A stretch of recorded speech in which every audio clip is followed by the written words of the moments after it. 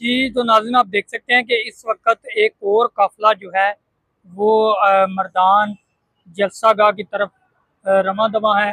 ये काफ़िला कहाँ से आया है, ये इन्हीं से कोशिश करते हैं जानने की। बल्कि ये अपोज़िशन के लीडर जो हैं मोइन कुरैशी साहब, वो यहाँ पे इस वक़्त जा रहे हैं और इनका ये काफ़िला जो कि पंजाब असम्बली के एमपी उनका ये काफ़िला है मोइन कुरैशी साहब का। यहाँ पे आप देख सकते हैं कि किस तरह से जोशो खरोश है वर्कर्स में भी, और वर्कर्स की बड़ी तादाद में भी।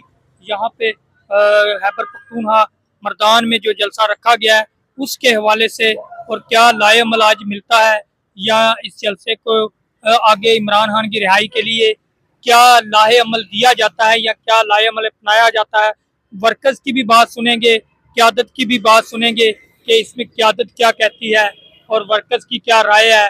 क्योंकि कहा यह जाता है कि बहुत सारी वर्कर्स में और क़यादत में दरारें पड़ चुकी हैं और अभी इनको आगे मज़ीद अपडेट के लिए आपको इंशाल्लाह करेंगे अपडेट।